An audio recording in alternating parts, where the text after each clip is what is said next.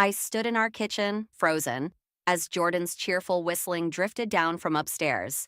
The tune was unmistakable, that saccharine melody from Wonderworld theme park's anniversary celebration.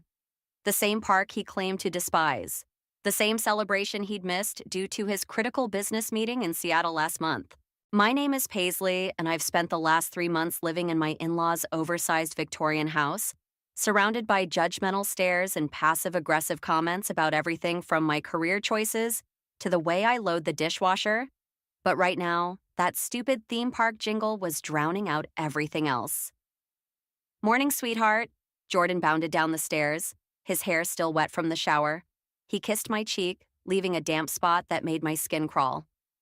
"You're up early." "Catchy tune," I said, stirring my coffee with mechanical precision. "Where'd you pick that up?"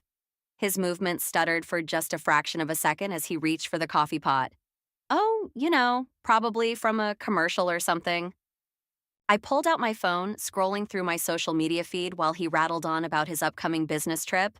There it was, 3 weeks ago, buried in my timeline.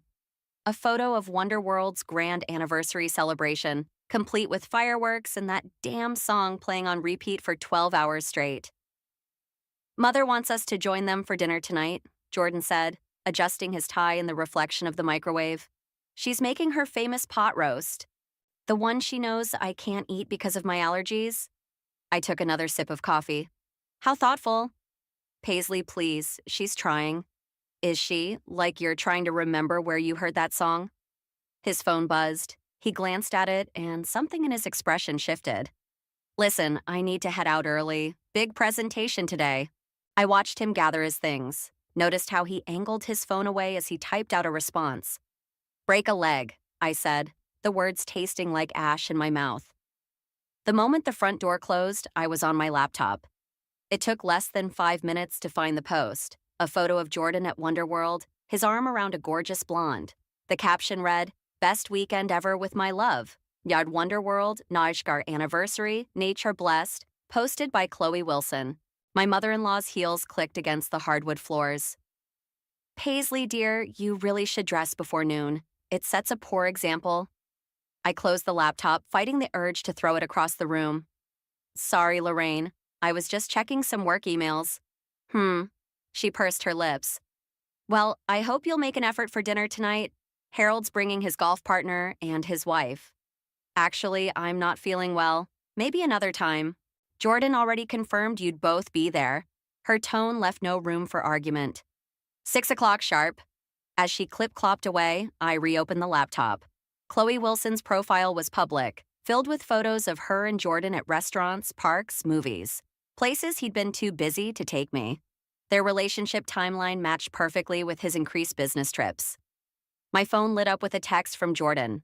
"Running late tonight? Meet you at dinner?" I typed back okay and set the phone down. The coffee had gone cold, but I barely noticed as I kept scrolling through their documented romance. 3 months of lies, all while I lived under his parents' roof, enduring their constant criticism and helpful suggestions about how to be a better wife. The Wonderworld song was stuck in my head now, a mocking soundtrack to my unraveling marriage. But as I stared at photo after photo of my husband's secret life, something else began to take shape, a plan that would make them all pay for treating me like a fool. I closed the laptop and headed upstairs to get dressed. After all, I had a dinner party to prepare for. The dining room felt like a courtroom, with Lorraine presiding as judge from her end of the polished mahogany table. Every clink of silverware echoed like a gavel, punctuating another silent indictment. "Paisley, dear." Lorraine's voice dripped honey-coated venom. "You barely touched your pot roast. I made it especially for tonight." I pushed the allergen-laden meat around my plate. "It looks lovely, but you know I'm allergic to mushrooms." "Oh, that's right." She widened her eyes in mock surprise. I completely forgot. Again. Harold's golf partner, Dr. Matthews, cleared his throat. "Speaking of allergies, my practice has seen remarkable success with experimental treatments." "Paisley's just particular about food," Jordan cut in, not looking up from his phone. "Always has been." I gripped my wine glass tighter. "Actually, I was hospitalized twice for mushroom exposure." But please continue discussing my medical history over dinner. Lorraine's perfectly penciled eyebrows arched.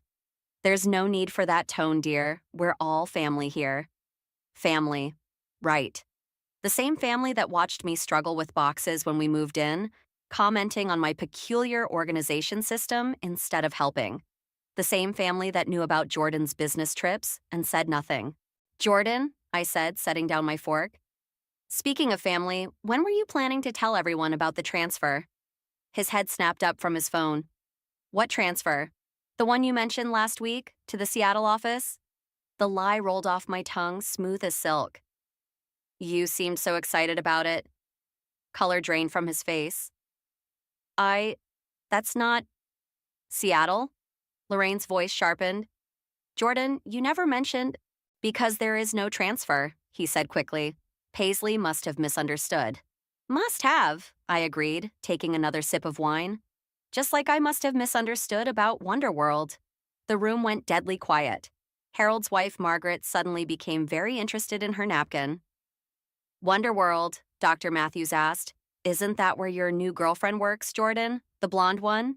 The sound of Lorraine's fork clattering against her plate was almost musical. I don't know what you're talking about, Jordan said, but his voice had gone up half an octave. Dr. Matthews frowned. But I saw you there last month during the anniversary celebration. You were with that young lady.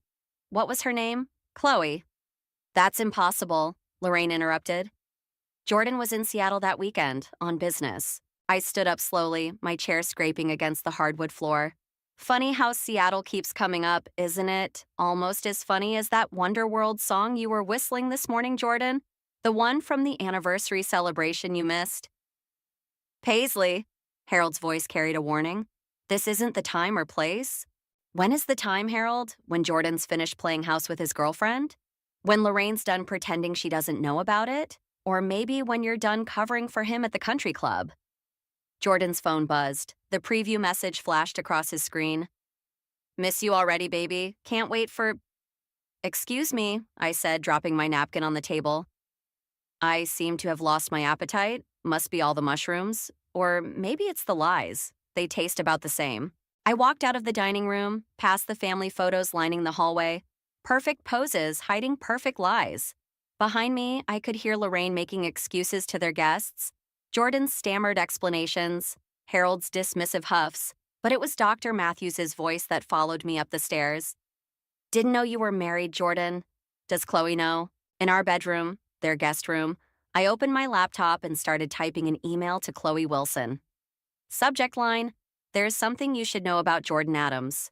My hands were steady as I attached the photos I'd been collecting. Jordan and me at our wedding, family Christmas cards, our joint bank statements. 3 years of marriage versus 3 months of lies. Downstairs, the front door slammed. Jordan's heavy footsteps on the stairs. I hit send just as he burst into the room. What the hell was that about? He demanded. I closed my laptop and smiled. Just clearing up some misunderstandings. Isn't that what family does? The response from Chloe came at 3 in the morning. Not a reply to my email, but a public social media post. A photo of her and Jordan at some candlelit restaurant, her hand prominently displaying a diamond ring. Caption, he finally asked, can't wait to start our life together. Wine engaged. La, future Mrs. Adams. I stared at my phone until the screen went dark, then bright again with a message from Jordan. We need to talk. The house creaked with midnight settling sounds as I made my way downstairs. Jordan sat at the kitchen island, still in his work clothes, tie loosened like a noose gone slack. You had no right, he said, voice low enough not to wake his parents. Sending those things to Chloe. Funny, I was thinking the same thing about you proposing to her. He ran his hands through his hair. It's complicated. Actually, it's beautifully simple. I pulled up Chloe's post on my phone. You're engaged to another woman while still married to me. That's not complicated. It's criminal. Keep your voice down, he hissed. You're being hysterical. Hysterical? I laughed, the sound sharp enough to cut. You want to see hysterical? I grabbed my phone and started dialing. Jordan lunged across the island, reaching for it. What are you doing? Calling Chloe. She should hear about your complicated situation from her fiancé, don't you think? Don't. Or maybe I should call the police. Bigamy is still illegal in this state. The kitchen light flicked on. Lorraine stood in the doorway, wearing her silk robe like armor. What's going on down here? I turned my phone screen toward her. Congratulations, your son just got engaged, again. Jordan, her perfectly maintained facade cracked just slightly. Mother, I can explain. Oh, this should be good, I said, hopping onto a bar stool. Let's hear how you explain the ring, the proposal, the whole double life. That's enough. Harold appeared behind Lorraine. This is a family matter. Exactly, I smiled. And according to that ring on Chloe's finger, we're about to be one big happy family. Jordan's phone buzzed. Then mine, then Lorraine's. The notifications kept coming. Chloe had tagged us all in her announcement post. The comments were already rolling in. Congratulations mixing with confused questions about who exactly this Jordan Adams was. We need to contain this, Harold said, already reaching for his phone. I'll call Richard at the club, get ahead of... No. Jordan's voice was flat. No more covering up. No more lies. He turned to me. You want the truth? Fine. I love Chloe. I've been trying to find a way to tell you. By proposing to someone else? By moving on. He slammed his hand on the counter. You're so caught up in being the perfect wife, living this perfect life. Perfect. I gestured around us. Living with your parents, enduring your mother's constant criticism, watching you lie to my face day after day. That's your idea of perfect? You're the one who wanted to move in here because you lost your job and couldn't afford our apartment, because you said it would be temporary. The truth burst out of me like shrapnel. Because I believed you when you said you loved me. Silence fell, heavy and suffocating. Lorraine's phone kept buzzing with notifications. Harold was already typing furiously on his, probably calling in favors to contain the scandal. I think, I said, my voice steady despite the trembling in my hands, it's time we all stopped pretending. I walked to the front door, grabbed my car keys from the hook. Where are you going? Jordan called after me. To meet my future sister-in-law. I turned back one last time. Unless you'd like to tell her yourself? The door closed behind me with a satisfying thud. In my car, I pulled up Chloe's contact information, not her social media this time, but her work address at Wonderworld. My hands weren't shaking anymore as I typed it into my GPS. Sometimes the best revenge isn't served cold. Sometimes it's served with a smile and a wedding planning binder full of receipts. Wonderworld's employee parking lot was empty except for a few cars, including a white Prius with a "Just Engaged" banner across the back window. I parked next to it, hands gripping the steering wheel as I watched Chloe emerge from the staff entrance, still wearing her character costume minus the headpiece. She was younger in person, practically glowing with the kind of happiness I remembered feeling once, the kind that comes before the fall. Chloe Wilson, she turned, smile bright and professional. Yes. Oh, you must be here about the wedding planning position. I just posted that this morning. Not exactly. I held up my left hand, wedding ring catching the security light. I'm Paisley Adams, Jordan's wife. The color drained from her face so quickly I thought she might faint. His, what? Wife, 3 years next month. I pulled out my phone, showing her our wedding photos. Though I suppose that anniversary's canceled now. She backed away, shaking her head. This isn't... He said he was divorced. He showed me the papers. Papers? Something cold settled in my stomach. What papers? Chloe fumbled with her bag, pulling out a manila envelope. Inside were divorce documents dated 6 months ago, with what appeared to be my signature at the bottom. My signature. Forged. He said you agreed to keep it quiet, she whispered, because of his parents' social standing. I laughed, the sound hollow even to my own ears. Of course he did. Did he also tell you about the trust fund he gets access to when he turns 31? The one that requires him to be married? Her eyes widened. What? Let me guess. He proposed right after meeting your mother, Diane Wilson, the family court judge? Chloe sank onto a nearby bench. How did you... Because Jordan doesn't do anything without an angle. I sat beside her, keeping my distance. The trust fund requires marriage to someone from a respectable family. Your mother's position would qualify. But he's already married to you? Not according to these papers. I held up the forged documents. With these, he could marry you, access the trust fund, then claim ignorance when the forgery's discovered. By then, the money would be his. Her engagement ring caught the light as she covered her mouth. Oh God, the prenup he asked me to sign? Let me guess, it had a clause about not contesting any financial decisions? She nodded, tears spilling over. I thought he was being romantic, protecting our future together. He was protecting something all right. I pulled out my own envelope. These are the real documents. Our marriage license, joint accounts, everything proving we're still legally married, including evidence of the forgery. Why are you showing me this? Because you deserve to know the truth and because I need your help. She wiped her eyes, smearing her character makeup. With what? Jordan's not just betraying us, he's committing fraud against his family's trust, against the court with these forged documents, against both of us. But if we work together, we can stop him, her voice hardened, and make him pay. My phone buzzed. A text from Jordan. Where are you? We need to talk about this like adults. Another buzz. Lorraine. Come home immediately. We can fix this if you're reasonable. And another. Harold. Whatever your price is, name it. This ends tonight. I showed the messages to Chloe. They're scrambling. They know what exposure would mean. She stood up, straightening her costume. My mother's hosting a charity gala next week. The Addams family always attends. Perfect timing for a big announcement. Like exposing a fraud in front of the entire social circle they're so desperate to impress? I smiled, feeling the pieces fall into place. Exactly, but first we need to make a stop at the police station. Those forged documents aren't just embarrassing, they're criminal. Chloe grabbed her bag, determination replacing heartbreak. I'll drive. As we left the empty parking lot, my phone buzzed one final time. Jordan. Please don't do anything you'll regret. Too late, I thought.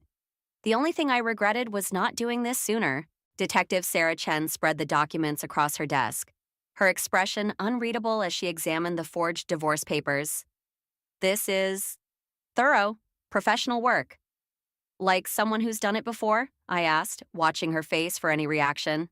She tapped her pen against a stack of files. Funny you should ask. We've seen similar forgeries in 3 other cases. All involving trust funds, all with the same precise methodology.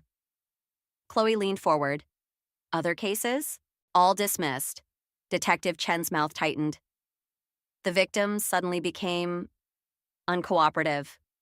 My phone buzzed again, another text from Harold. The family lawyer can sort this out privately. Name your price. They're trying to buy me off, I said, showing Detective Chen the message. Just like the others, I'm guessing. She nodded slowly. The Addams family has considerable influence.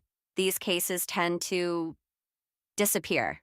Not this time. Chloe pulled out her own phone, scrolling through messages. Jordan's already trying to gaslight me about the prenup, says I must have misunderstood the terms. A knock at the door made us all jump. Another detective entered holding a thick file. You need to see this, Sarah. More victims just came forward. I recognized the photos he spread out. Young women, all bearing a striking resemblance to Chloe, all engaged to Jordan at different points over the past 5 years, all with mothers or fathers in positions of legal authority. He's done this before, Chloe whispered, her face pale. Multiple times. And his parents covered it up each time, I added, pieces clicking into place. The trust fund wasn't just about money, it was practice. Detective Chen's expression hardened. Practice for what? My phone rang. Jordan's number. I put it on speaker. Paisley, be reasonable. His voice was smooth, practiced. Think about what you're throwing away. We can work this out. Like you worked it out with the others? A pause. What others?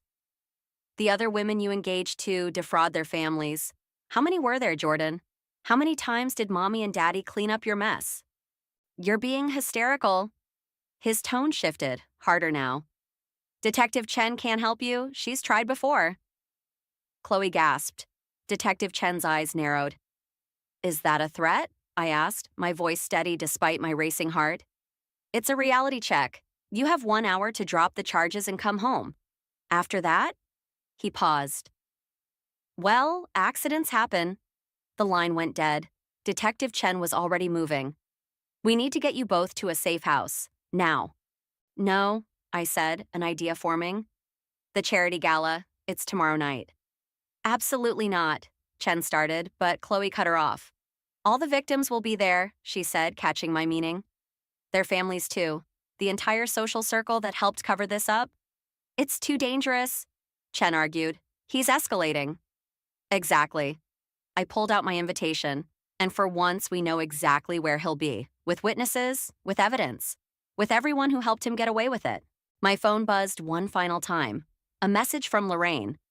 Don't force our hand, dear. Some scandals can't be survived. I showed it to Detective Chen. They're right. Some scandals can't be survived. That's counting on.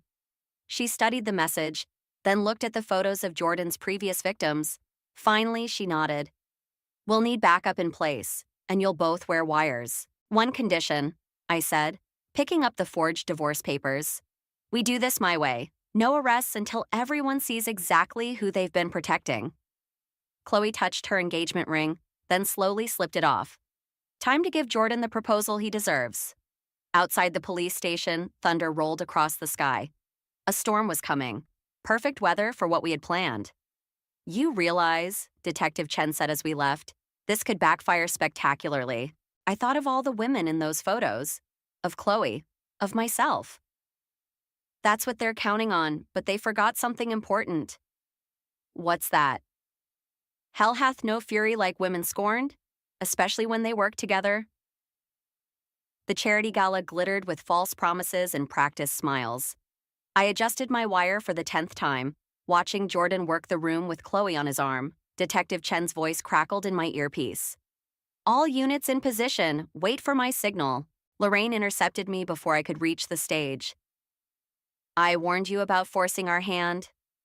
Her smile never wavered as she gripped my arm. The detective's evidence disappeared an hour ago, along with those other women's statements. My stomach dropped. What did you do? What we always do, dear. Protect the family name. She sipped her champagne. Harold's associates are quite thorough. Across the room, I spotted Chloe's mother, Judge Wilson, in heated conversation with Harold. Money was exchanging hands beneath a napkin. It's over, Paisley, Lorraine continued. Be smart, take the settlement, and disappear. My earpiece crackled again, static this time. The connection was dead. Jordan approached, his practiced smile perfect as ever. Dance with me, not a request. On the dance floor, his grip was steel. I told you they couldn't help you, he whispered, but you just had to push. Like those other women pushed? I kept my voice steady. How many, Jordan? Enough to perfect the technique. He spun me elegantly. Though I admit you've been my favorite challenge. The detective is currently dealing with some unfortunate allegations about evidence tampering. His smile never faltered. Amazing what a judge's signature can do. I saw Chloe watching us, confusion crossing her face. The other victims were here too, scattered throughout the crowd, all with that same lost look. All their evidence gone. All their support vanished. Face it, Jordan said. You've lost. But I'm willing to be generous. Take the money. Start over somewhere else. Or what? Or join the others in questioning your sanity publicly. He nodded toward Judge Wilson. A few signed committal papers can do wonders for keeping people quiet. The music ended. Jordan released me with a flourish, returning to Chloe's side. I watched him kiss her cheek, saw her mother beam with approval. My phone buzzed. Detective Chen. Evidence compromised, investigation suspended. I'm sorry. Another message from Harold. The papers are ready. Sign tonight or face the consequences. I looked around the glittering ballroom, at all the powerful people who'd helped cover Jordan's tracks, at the women he'd victimized, now scattered and silenced, at Chloe, still believing in her perfect fairy tale.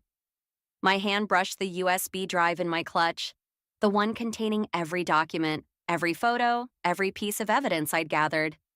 The one Jordan didn't know about. The one that could destroy everything. But as I reached for it, doubt crept in. How many lives would I ruin? How many careers would I destroy? And would anyone even believe me now that the official investigation was dead? Lorraine appeared at my elbow, legal papers discreetly folded in her hand. Your choice, dear. Sign now, or we'll handle this our way. I took the papers, feeling the weight of defeat. The USB drive seemed to burn in my clutch, filled with truth that might never see light. Jordan raised his glass, preparing to make his engagement announcement. Chloe beamed beside him, Judge Wilson proudly watching her daughter's moment. My phone buzzed one final time. An unknown number. Don't give up. We believe you. I looked up, scanning the crowd. One by one, Jordan's previous victims met my gaze. Silent, waiting, ready. Well, Lorraine pressed the pen into my hand. What's it going to be?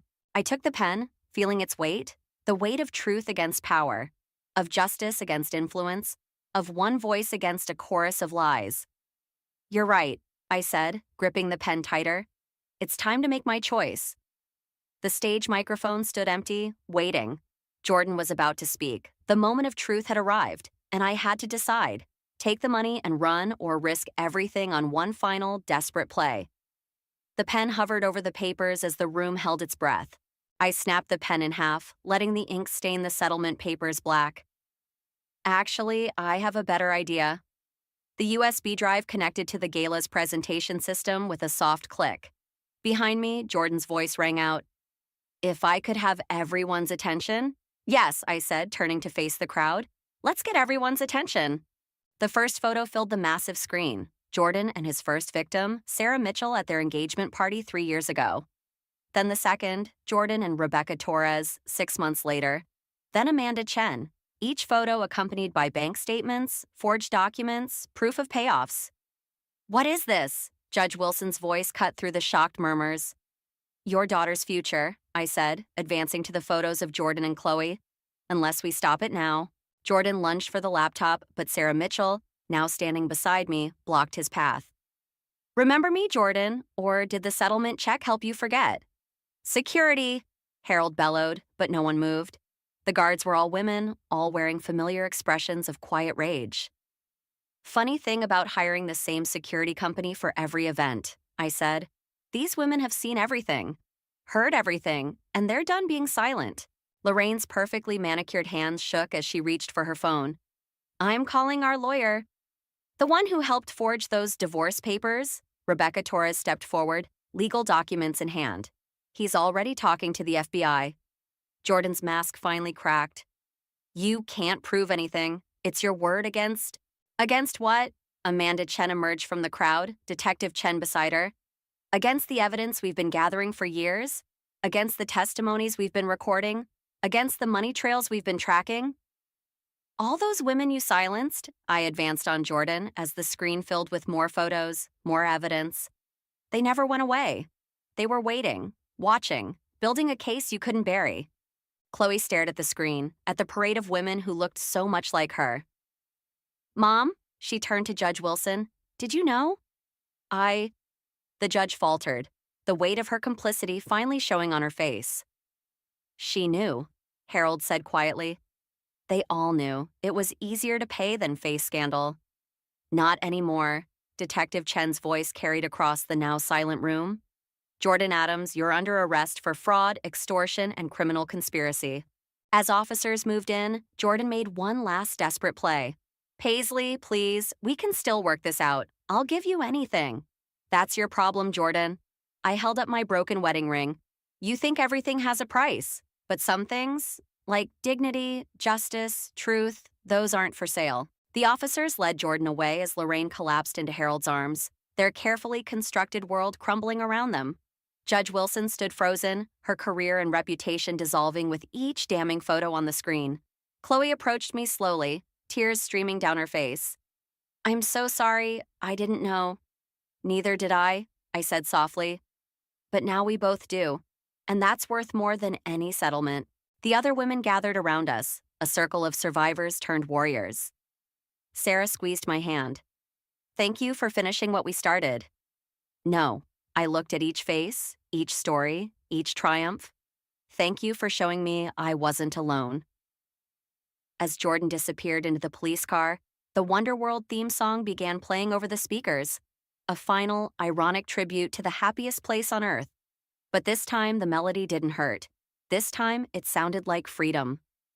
Detective Chen approached with a slight smile. Ready to give your statement?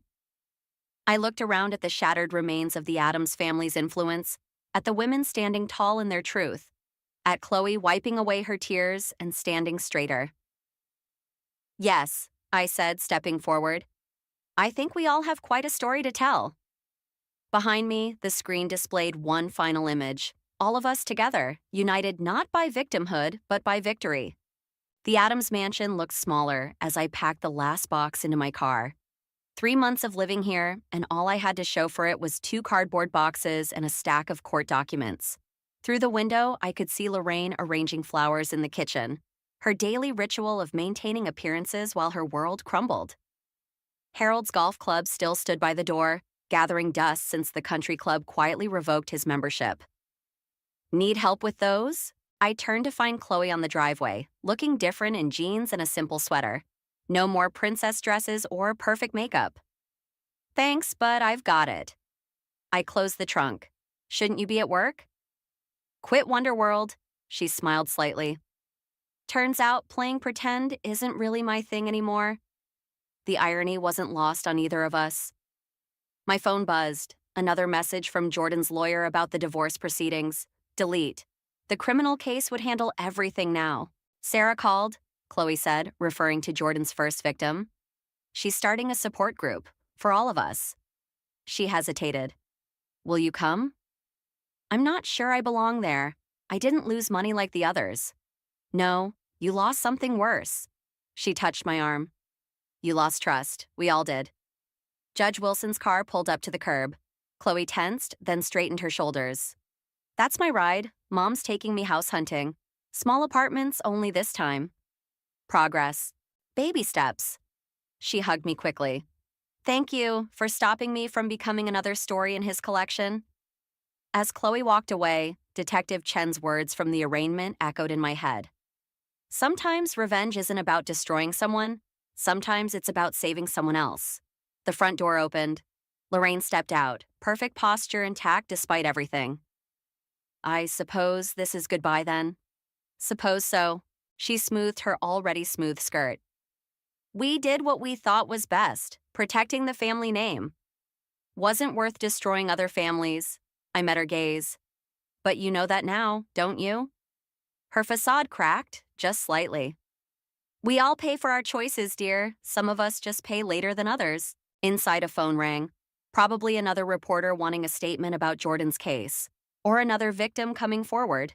The Addams family's carefully curated reputation was unraveling thread by thread. One thing I don't understand, Lorraine said as I opened my car door. You could have taken the settlement, started over somewhere else. Why didn't you? I thought about the broken pen, the stained papers, the moment everything changed. Because some debts can't be paid with money. And now? Has justice been served? Justice? I laughed softly. No, this wasn't about justice. It was about truth. The kind that sets you free. As I drove away, my rear-view mirror showed Lorraine still standing there, a perfect statue in front of her perfect house, both of them hollow inside. My phone buzzed again, a message from Detective Chen. Another victim came forward. You were right about Seattle. I deleted that one too. Let someone else carry that torch. My part in this story was done. At the intersection, the traffic light turned red. The Wonderworld theme song played from a passing car, but this time I didn't flinch. Instead, I found myself humming along, thinking about Chloe's support group, about Sarah Mitchell's strength, about all the women who refused to be silenced. The light turned green. In my rearview mirror, the Addams mansion disappeared, taking with it 3 months of lies, a lifetime of pretense, and one broken marriage built on perfect appearances. But something else disappeared too. The weight of revenge, the burden of justice, the need to make everyone pay. In their place was something lighter, something that felt almost like freedom.